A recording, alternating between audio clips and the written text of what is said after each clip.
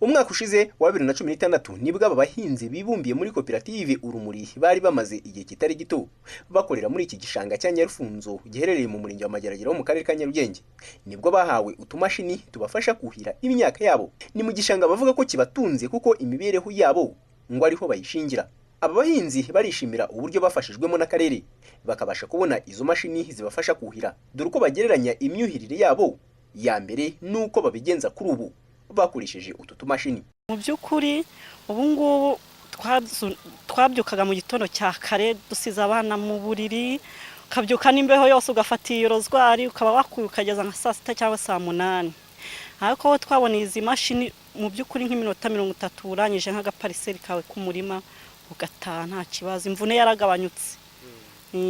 Twaravunikaga mu gihe cya mbere, ariko ubu urabona ni byiza, izi moteri ziradufasha kuhira, turifatikanya tukuhira nk'imirimo 5-6 turi abantu babiri, ubundi ntago byashobokaga. Kuri rozwari na karima ntiwanageza saa 12 wahereye mu gitondo, saa 12 za mu gitondo ngo burarukarangije, kandi amaboko agataya hagutse. Ugereranyije tukiyuhiza rozwari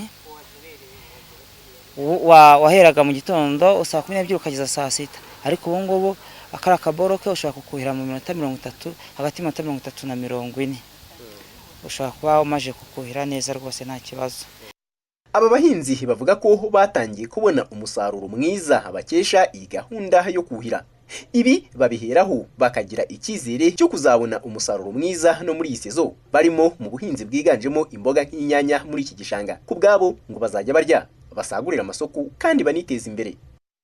Mu by'ukuri umusaruro twiteza umusaruro uhagije. Mu by'ukuri niba mbere tukiyuza zino rozwari tuvunika, mu by'ukuri umusaruro wari muke ugasanga umuntu arasaruye yabara inyungu n'amafaranga aba yarahingishije n'umusaruro ukabona umusaruro ubaye muke cyane, ukabona nta nyungu zirimo. Aho haje izi mashini rero umusaruro wariyongeye. Mu by'ukuri ubu tuzasarura dushyire mu rugo turye, dusagurire n'amasoko yo hanze nta kibazo rwose.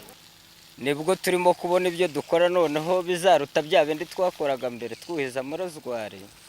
Ubu turizera neza rwose ko umusaruro tuzawubona. Umusaruro uzaboneka pe, twiteze imbere noneho birenzeho kuko twabonaga makeya aziyongera. Twakoreshaga wasangaga inyanya kwera amazi, wabo inyanya zabonaga amazi makeya, ugasanga n'inyanya zijeho ni ntoya, umusaruro ukaba muke muri rusange. Ariko ubu ngubu kubera yuko zibona amazi menshi ahagije, usanga yaba umusaruro muri karite ni mwiza kandi n'ubwinshi bwawo biratandukanye, ubona yuko wabaye mwinshi. Iyo igihe nk'iki cy'akazuba kigeze aba ari umwanya wo gushoka ibishanga abahinzi bagashakira ahagihehereye ngo babashe guhinga ibizabarengera, cyane ko baba barasaruye ariko hagakurikiraho izuba. Hari igihe biba ngombwa ko n'ibishanga byuma bitewe n'aho biherereye. Abakorera muri iki gishanga cya Nyarufunzo bavuga ko batunzwe nacyo mu myaka myinshi, bemeza ko bagiye bikinura biturutse kuri iki gishanga. Gahunda yo kuhira imyaka isa nk'ikiri hasi mu bice bitandukanye bitewe n'imbaraga isaba. Abahingira muri iki gishanga bo yamaze kugeraho nubwo ari mu buryo buciriritse. Kuba begeranye n'umugezi wa Nyabarongo ngo hashyizweho uburyo bwo kuhereza amazi menshi muri iki gishanga, bakayabona ku buryo buhagije nabo bakayakwirakwiza mu mirima yabo ngo byarushaho kuzamura ubuhinzi bwabo. Fulgence Hakizwera, Royal TV.